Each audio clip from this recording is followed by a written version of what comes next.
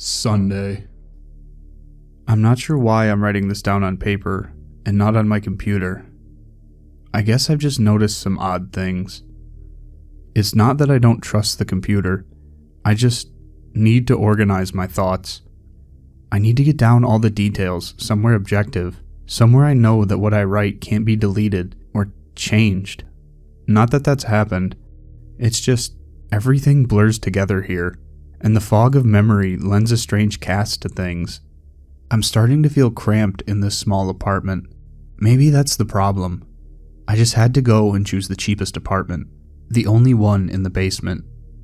The lack of windows down here makes day and night seem to slip by seamlessly. I haven't been out in a few days because I've been working on this programming project so intensively. I suppose I just wanted to get it done. Hours of sitting and staring at a monitor can make anyone feel strange, I know, but I don't think that's it. I'm not sure when I first started to feel like something was odd. I can't even define what it is. Maybe I just haven't talked to anyone in a while. That's the first thing that crept up on me. Everyone I normally talk to online while I program has been idle or they've simply not logged on at all. My instant messages go unanswered. The last email I got from anybody was a friend saying he'd talk to me when he got back from the store, and that was yesterday. I'd call with my cell phone, but the reception down here is terrible. Yeah, that's it. I just need to call someone. I'm going outside. Well, that didn't work so well. As the tingle of fear fades, I'm feeling a little ridiculous for being scared at all. I looked in the mirror before I went out, but I didn't shave the 2-day stubble I've grown. I figured I was just going out for a quick cell phone call. I did change my shirt though, because it was lunchtime and I guessed I'd run into at least one person I knew. That didn't end up happening. I wish it did. When I went out, I opened the door to my small apartment slowly. A small feeling of apprehension had somehow already lodged itself in me, for some indefinable reason. I chalked it up to having not spoken to anyone but myself for a day or two. I peered down the dingy gray hallway, made dingier by the fact that it was a basement hallway. On one end, a large metal door led to the building's furnace room. It was locked, of course. 2 dreary soda machines stood by it. I bought a soda from one the first day I moved in, but it had a 2-year-old expiration date. I'm fairly sure nobody knows those machines are even down here, or my cheap landlady just doesn't care to get them restocked. I closed my door softly and walked the other direction, taking care not to make a sound. I have no idea why I chose to do that, but it was fun giving in to the strange impulse not to break the droning hum of the soda machines, at least for the moment. I got to the stairwell and took the stairs up to the building's front door. I looked through the heavy door's small square window and received quite the shock. It was definitely not lunchtime. City gloom hung over the dark street outside, and the traffic lights at the intersection in the distance blinked yellow. Dim clouds, purple and black from the glow of the city, hung overhead. Nothing moved, save the few sidewalk trees that shifted in the wind. I remember shivering, though I wasn't cold. Maybe it was the wind outside.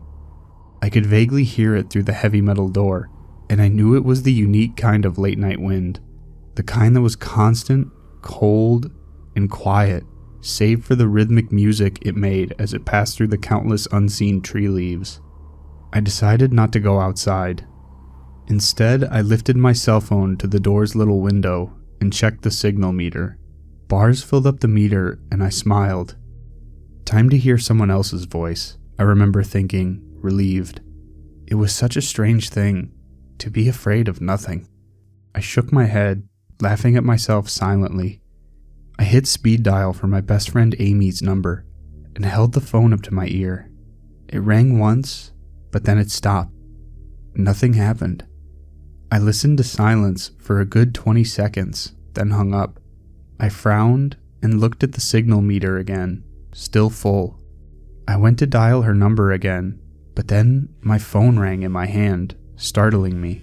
I put it up to my ear. "Hello?" I asked, immediately fighting down a small shock at hearing the first spoken voice in days, even if it wasn't my own. I had gotten used to the droning hum of the building's inner workings, my computer, and the soda machines in the hallway. There was no response to my greeting at first, but then, finally, a voice came.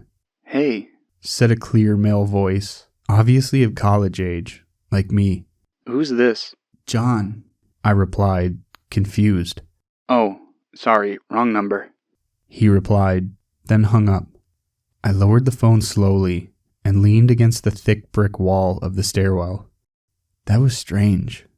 I looked at my received call list, but the number was unfamiliar. Before I could think on it further, the phone rang loudly, shocking me yet again. This time, I looked at the caller before I answered. It was another unfamiliar number. This time, I held the phone up to my ear, but said nothing. I heard nothing but the general background noise of a phone. Then, a familiar voice broke my tension. "John?" was the single word in Amy's voice. I breathed a sigh of relief. "Hey, it's you," I replied. "Who else would it be?" She responded. "Oh, the number. I'm at a party on 7th Street, and my phone just died as you called me. This is someone else's phone, obviously." "Oh, okay," I said. "Where are you?" she asked. My eyes glanced over the drab, whitewashed cylinder block walls and the heavy metal door with its small window. "At my building," I sighed, just feeling cooped up. I didn't realize it was so late. "You should come here," she said, laughing. "Nah, I don't feel like looking for some strange place by myself in the middle of the night," I said, looking out the window at the silent, windy street that secretly scared me just a tiny bit. "I think I'm just going to keep working or go to bed." "Nonsense," she replied. "I can come get you. Your building is close to 7th Street, right?" "How drunk are you?" I asked lightheartedly. "You know where I live." "Oh, of course," she said abruptly. "I guess I can't get there by walking, huh?" "You could if you wanted to waste half an hour," I told her. "Right," she said. "Okay, have to go. Good luck with your work." I lowered the phone once more, looking at the numbers flash as the call ended. Then the droning silence suddenly reasserted itself in my ears.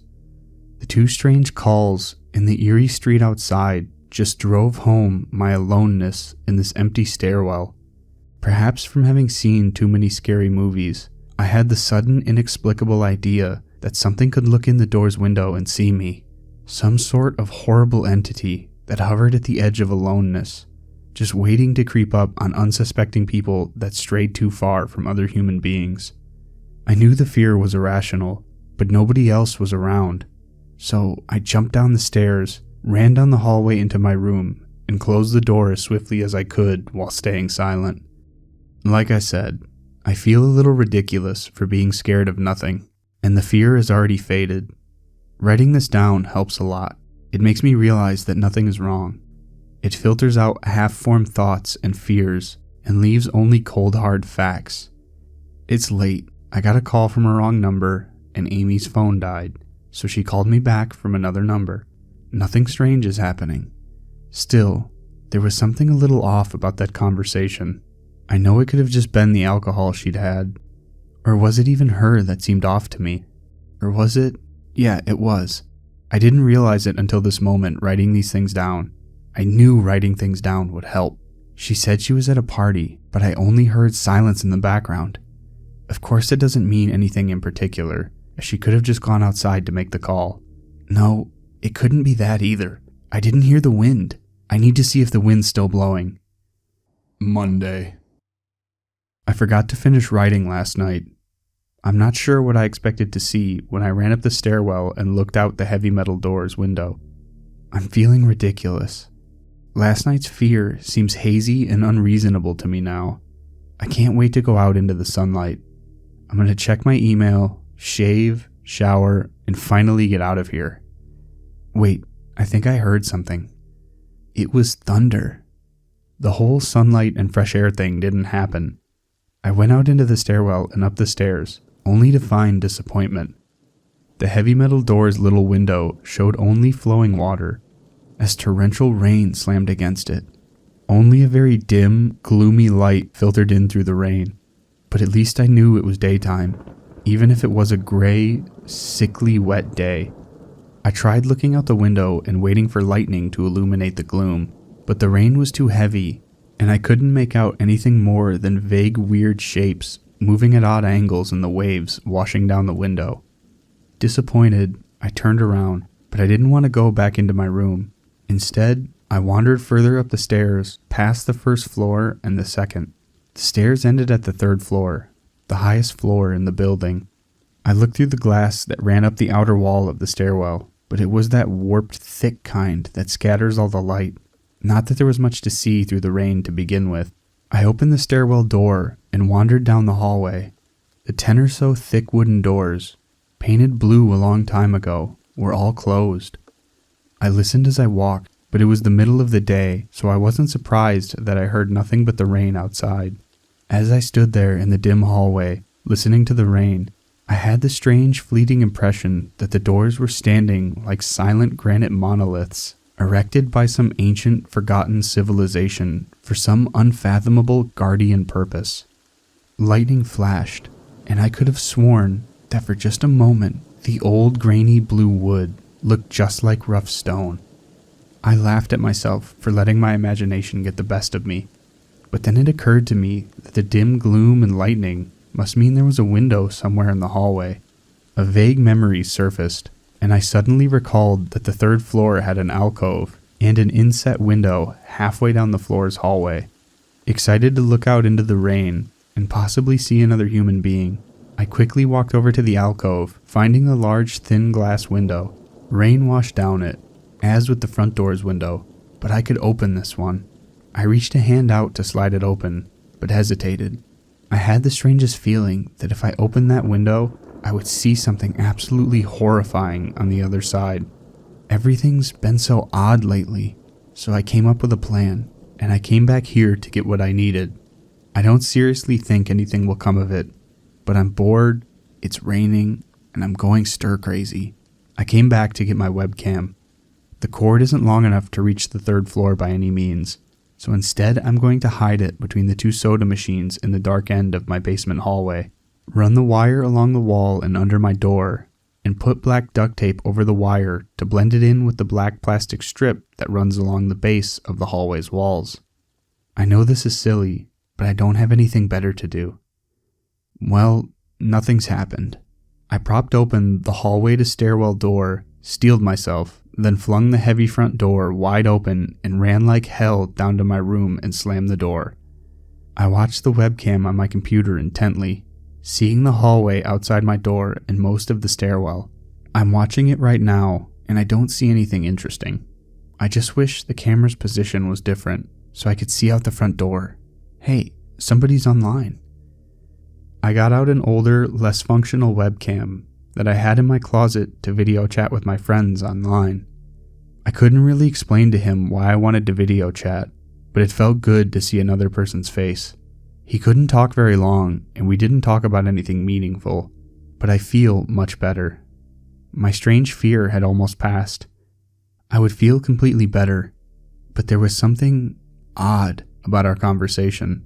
I know that I've said that everything has seemed odd, but still, he was very vague in his responses. I can't recall one specific thing that he said. No particular name or place or event. But he did ask for my email address to keep in touch. Wait, I just got an email. I'm about to go out. I just got an email from Amy that asked me to meet her for dinner at the place we usually go to. I do love pizza, and I've just been eating random food from my poorly stocked fridge for days, so I can't wait. Again, I feel ridiculous about the odd couple of days I've been having. I should just destroy this journal when I get back. Oh, another email. Oh my god. I almost left the email and opened the door. I almost opened the door. But I read the email first. It was from a friend I hadn't heard from in a long time, and it was sent to a huge number of emails that must have been every person he had saved in his address list. It had no subject, and it said simply, "Seen with your own eyes. Don't trust them, they." What the hell was that supposed to mean? The words shook me, and I kept going over and over them. Is it a desperate email sent just as something happened? The words are obviously cut off without finishing. On any other day, I would have just dismissed this as spam from a computer virus or something. But the words, seen with your own eyes. I can't help but read over this journal and think back on the last few days and realize I haven't seen another person with my own eyes or talked to another person face to face. The webcam conversation with my friend was so strange, so vague, so eerie. Now that I think about it, was it eerie? Or is the fear clouding my memory? My mind toys with the progression of events I've written here, pointing out that I haven't been presented with one single fact that I did not specifically give out unsuspectingly. The random, wrong number that got my name and the subsequent strange return call from Amy. The friend that asked for my email address. I messaged him first when I saw him online, and then I got my first email a few minutes after that conversation. Oh my God, the phone call with Amy. I said over the phone, I said I was within half an hour's walk of 7th Street. They know I'm near there. What if they're trying to find me? Where is everyone? Why haven't I seen or heard from anyone else in days? No, this is crazy. This is absolutely crazy. I need to calm down. This madness has to end. I don't know what to think. I ran about my apartment furiously, holding my cell phone up to every corner to see if I got a signal through the heavy walls. Finally, in the tiny bathroom near one ceiling corner, I got a single bar. Holding my phone there, I sent a text message to every number in my list. Not wanting to betray anything about my unfounded fears, I simply sent, "You seen anyone face to face lately?" At that point, I just wanted any reply back. I didn't care what the reply was, or if I'd embarrassed myself. I tried to call someone a few times, but I couldn't get my head up high enough, and if I brought my cell phone down even an inch, it lost signal. Then I remembered the computer and rushed over to it, instant messaging everyone online. Most were idle or away from their computer. Nobody responded. My messages grew more frantic, and I started telling people where I was and to stop by in person for a host of barely passable reasons. I didn't care about anything by that point. I just needed to see another person. I also tore apart my apartment, looking for something that I might have missed. Some way to contact another human being without opening the door. I know it's crazy. I know it's unfounded. But what if? What if? I just need to be sure. I taped the phone to the ceiling just in case. Tuesday. The phone rang. Exhausted from last night's rampage, I must have fallen asleep. I woke up to the phone ringing and ran into the bathroom, stood on the toilet, and flipped open the phone taped to the ceiling. It was Amy, and I feel so much better. She was really worried about me, and apparently had been trying to contact me since the last time I talked to her. She's coming over now, and yes, she knows where I am without me telling her. I feel so embarrassed. I'm definitely throwing away this journal before anyone sees it. I don't even know why I'm writing in it now. Maybe it's just because it's the only communication I've had at all since God knows when. I look like hell too. I looked in the mirror before I came back in here. My eyes are sunken, my stubble is thicker, and I just look generally unhealthy. My apartment is trashed, but I'm not going to clean it up. I think I need someone else to see what I've been through. The past few days have not been normal. I'm not one to imagine things. I know I've been the victim of extreme probability. I probably just missed seeing another person a dozen times. I just happened to go out when it was late at night or in the middle of the day when everyone was gone.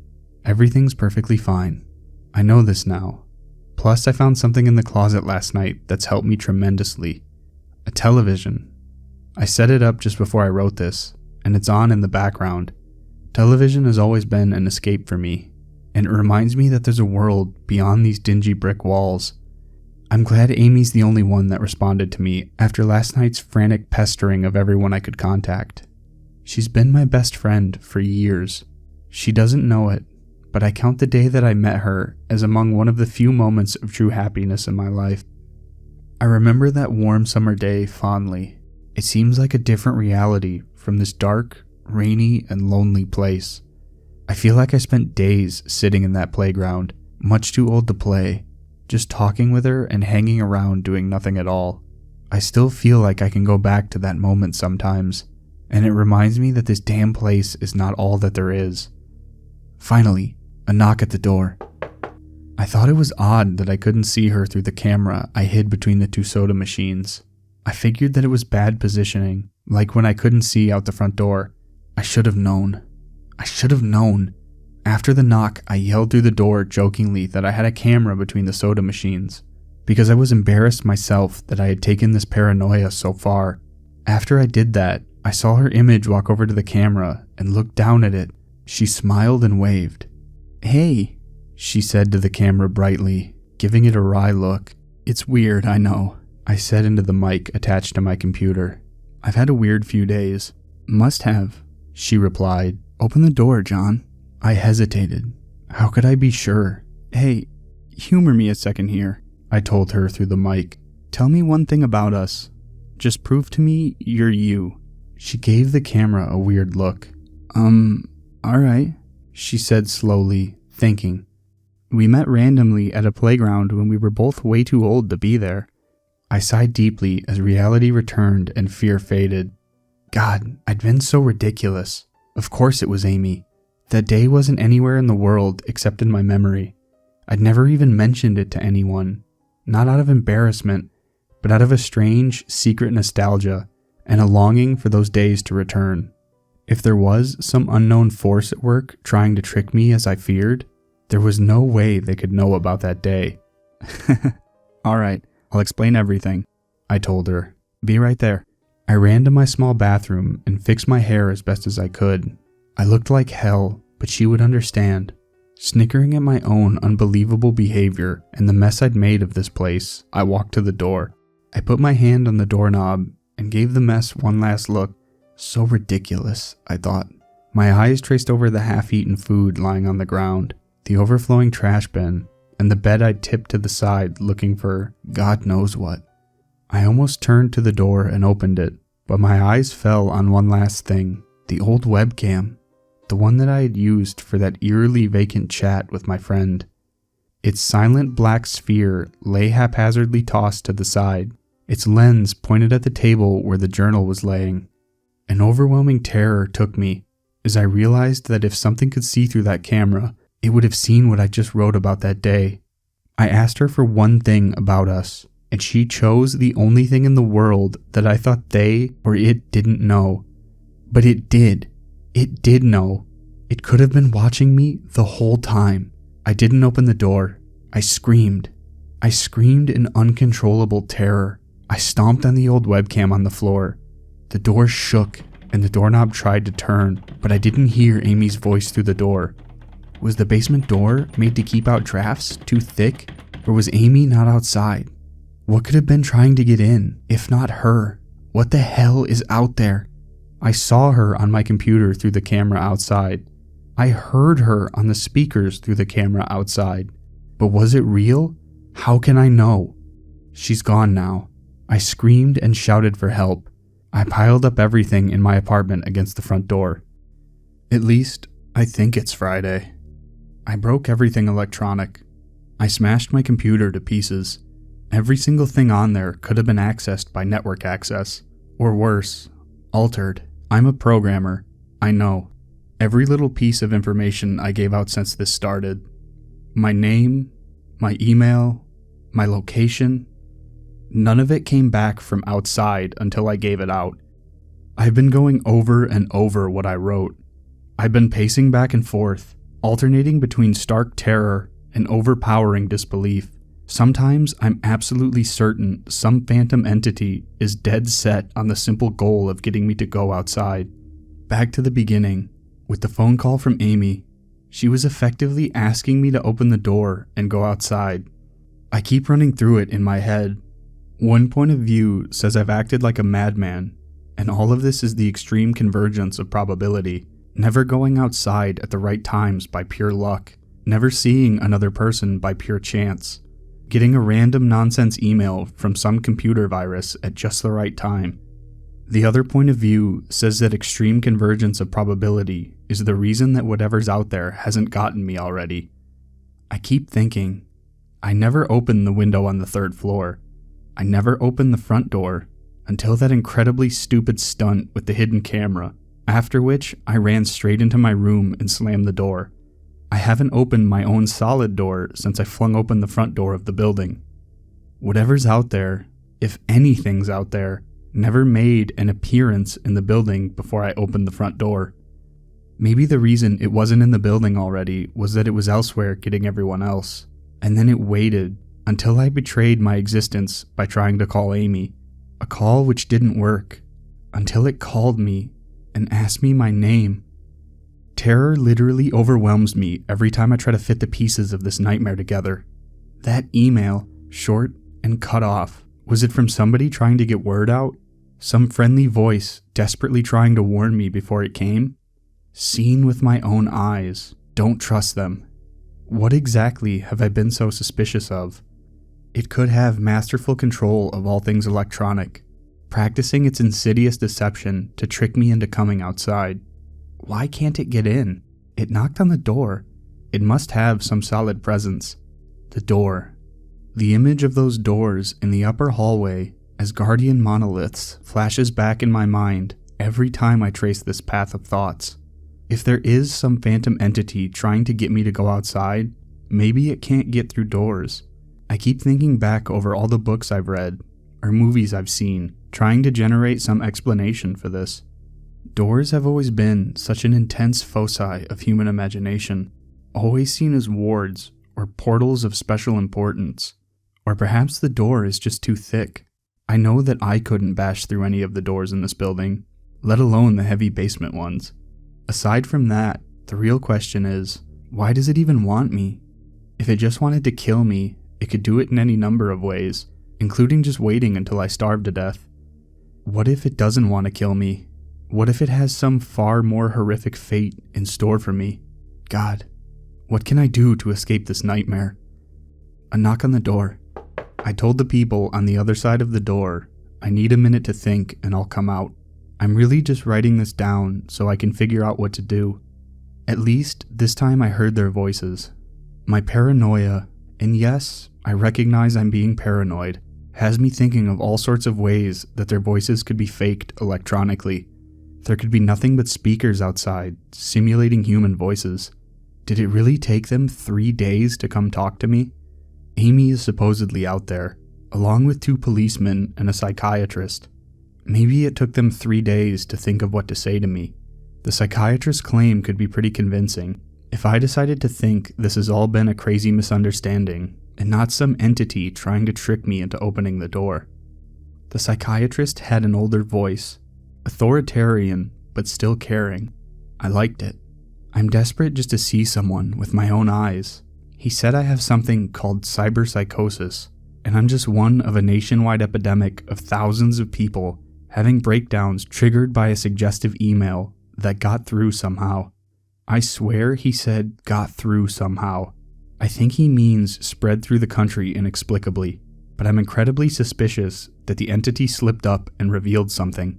He said I'm a part of a wave of emergent behavior, that a lot of other people are having the same problem with the same fears even though we've never communicated. That neatly explains the strange email about eyes that I got. I didn't get the original triggering email. I got a descendant of it. My friend could have broken down too, and tried to warn everyone he knew against his paranoid fears. That's how the problem spreads, the psychiatrist claims. I could have spread it too, with my texts and instant messages online to everyone I know. One of those people might be melting down right now after being triggered by something I sent them. Something they might interpret any way they want. Something like a text saying, "Seen anyone face to face lately?"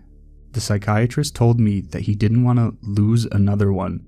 That people like me are intelligent, and that's our downfall. We draw connections so well that we draw them even when they shouldn't be there. He said it's easy to get caught up in paranoia in our fast-paced world, a constantly changing place where more and more of our interaction is simulated. I have to give him one thing. It's a great explanation. It neatly explains everything. It perfectly explains everything, in fact. I have every reason to shake off this nightmarish fear that some thing or consciousness or being out there wants me to open the door so that it can capture me for some horrible fate worse than death.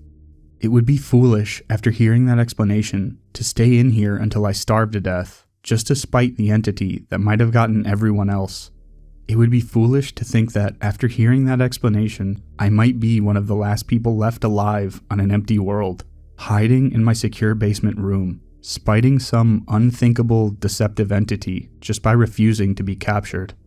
It's a perfect explanation for every single strange thing I've seen or heard, and I have every reason in the world to let all of my fears go and open the door. That's exactly why I'm not going to. How can I be sure? How can I know what's real and what's deception?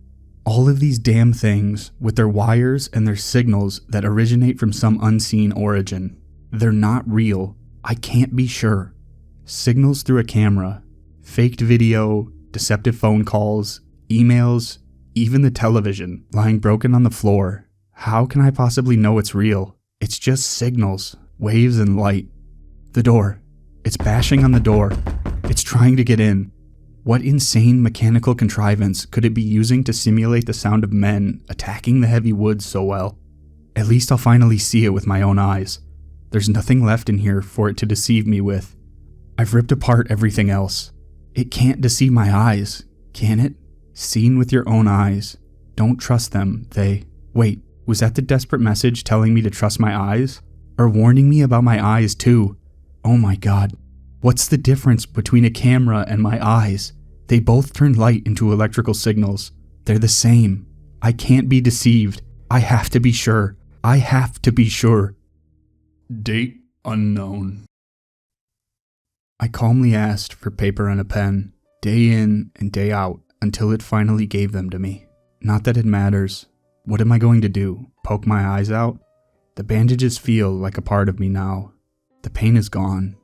I figure this will be one of my last chances to write it legibly, as, without my sight to correct mistakes, my hands will slowly forget the motions involved. This is a sort of self-indulgence, this writing. It's a relic of another time, because I'm certain everyone left in the world is dead, or something far worse. I sit against the padded wall, day in and day out. The entity brings me food and water. It masks itself as a kind nurse, as an unsympathetic doctor.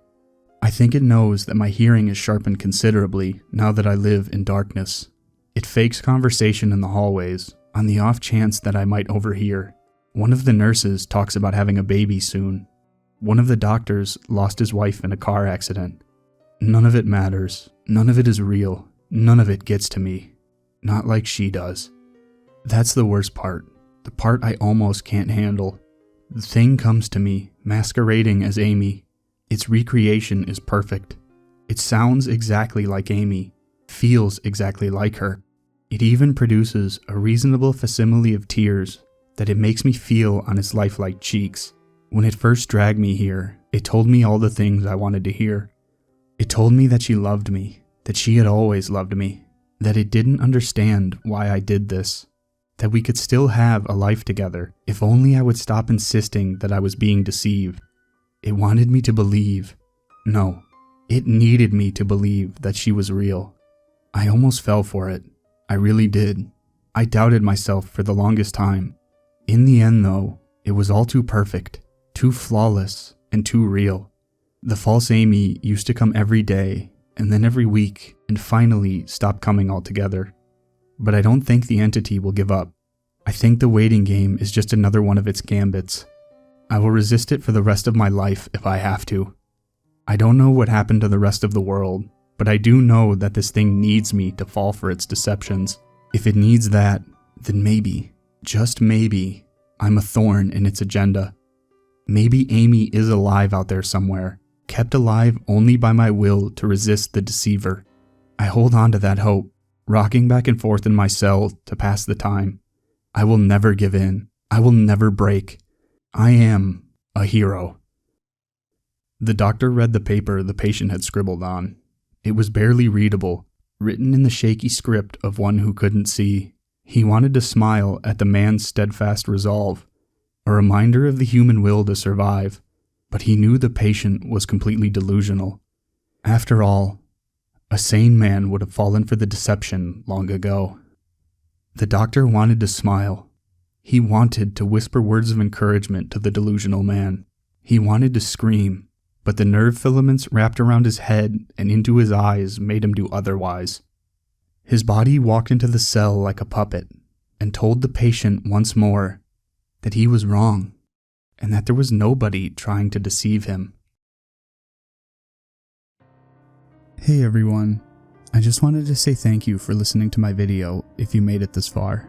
This is one of my all-time favorite creepypastas, so I had an absolute blast bringing it to life. If you enjoyed this story, please remember to like and share the video and possibly consider subscribing. All of those things help the channel out in immense ways. As a small channel, every piece of interaction my videos get makes YouTube more likely to share my videos with others, which then helps the channel grow, which is always an amazing feeling. Anyways, I hope you all enjoyed the video, and I hope you have a great day.